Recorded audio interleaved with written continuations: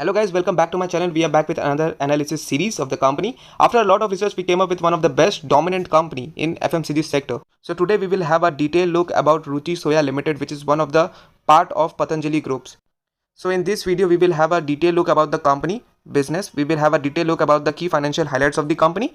We will also have a look on the balance sheet and profit and loss account of the company and holdings and inside trades of the company. And at last, I will share you my own view about this company, whether I'm going to add this company on my watch list or not. So stay tuned. But before we start, if you are new to my channel, don't forget to like and subscribe the channel and share with your friends and family. And if you have already done that, then thanks for supporting the channel, and it really means a lot for us. So at first, we will have a look on the company. So the Ruchi Soya Limited is engaged primarily in the business of processing of oil seeds and refining of oils for edible use. So this company is also one of the multi-bagger company in our list, which has given more than 5,000% return in just 3 years. So let's have a look on more details about this company. So there is a change in the shareholders. So at first the company was actually been controlled by the Ruchi Industries Private Limited, but after that the Patanjali Ayurveda Private Limited has acquired this company's shares. The Ruchis is now majority owned by the various members of Patanjali groups, and Patanjali group has acquired Ruchi Soya for almost around 4,350 crores. Now this was the detail about the company. Now let's have a look on the graph of the company. So the current price of the company is 1,251.95 rupees. The all-time high is almost around 1,500 rupees and the low was 700 rupees. So in just 1 year, the company has given almost positive 31% returns to its shareholders. And in 3 years, the company has given more than 5,000% returns to its shareholders. Now, let's have a look on the fundamental key highlights of the company. So, the market cap of the company is 45,200 crores. The PE is 55. The ROCE, which is return on capital employed, is 17.5%. The EPS, which is earning per share, is 25.6 rupees.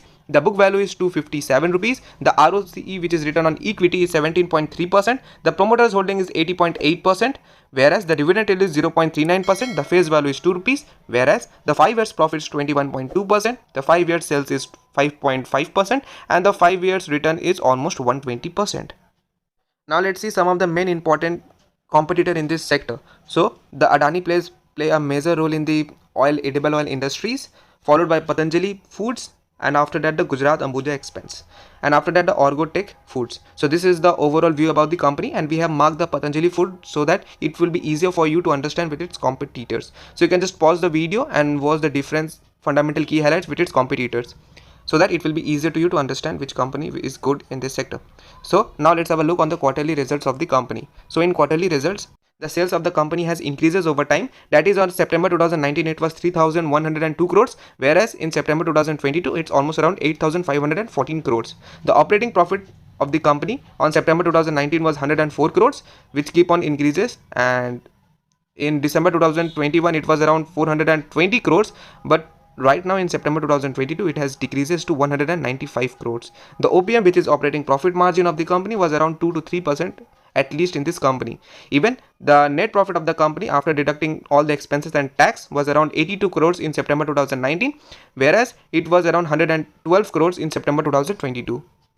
Even the EPS, which is earning per share of the company, is remaining constant. That is, on September 2019 was around 2.45 rupees, which has increases a little bit to 3.1 rupees. So overall, you can see in quarterly results the company has not shown a good returns. So now let's have a look on the profit and loss account of the company. So in profit and loss, the sales of the company on March 2012 was around 25,996 crores, whereas in right now it's almost around 28,669 crores. So over here there is a slightly bit increase in the sales of the company.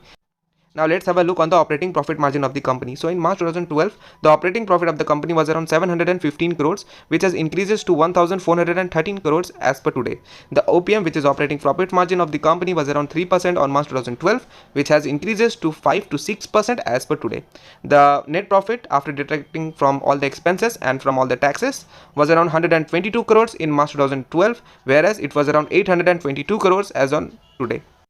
Even the EPS of the company has increases from 3.67 rupees to 25.59 rupees as per today. So this is the overall profit and loss account of the company. Now let's have a look on the balance sheet of the company. So in balance sheet, in reserves, the reserve of the company has increases over time from 2,000 crores to 9,200 crores. In borrowings, which may be included in a form of short-term loans, which is around almost 5,000 crores, which is in September 2022 was around 507 crores. So you can see that in September 2022 there is almost around 507 crores of borrowings, which has decreases a huge from March 2012 in March 2013. The other liabilities, which maybe includes in a form of long-term loans, was around 5,582 crores in March 2012, which has slightly bit increases till March 2017, then decreases a lot to 2,800 crores as per September 2022. This was the overall liability of side of the company. Now let's have a look on the total asset side of the company. So the fixed assets, which maybe includes in a form of buildings, land, machineries, was around 2,345 crores on March 2012, which has increases over time to September 2022, which is almost around 5,219 crores.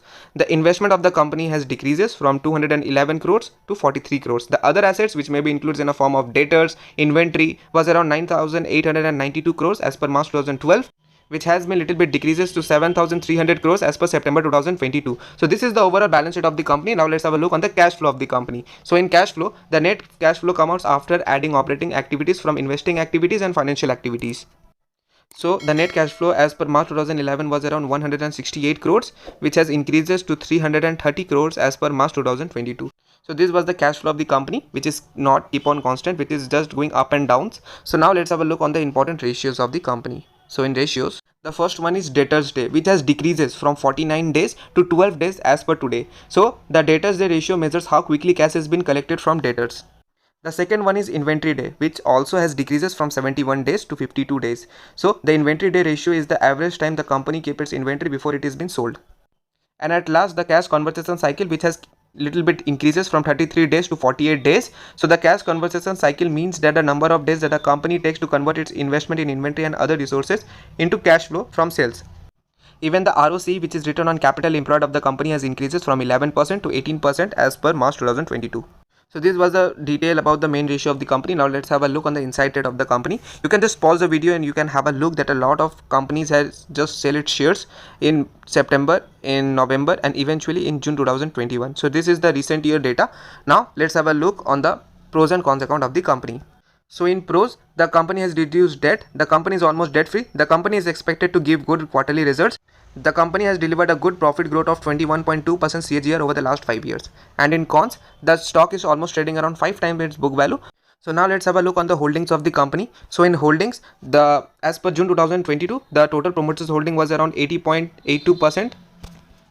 So this was the pros and cons account of the company. Now let's have a look on the holdings about the company. So on June 2022, the total promoters holding was around 80.82%. The mutual fund holds almost around 1.04%. The DII holds 1.24%.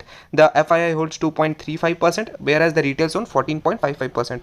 But in September 2022, the promoters holding is same, which is unplaced, which is around 80.82%. But the mutual funds has increased its stake by almost 0.6%. The DII has also increased its stakes by almost 1%, whereas in FII has decreases its stake and the retail stake has automatically deducted. So this is the overall holdings of the company. Now at last we will have a look on the summary about the company. So we will have a look on the investment checklist, which is provided by the ticker tape. So the current price is more than the intrinsic value. We have already seen in the cons area, pros and cons area.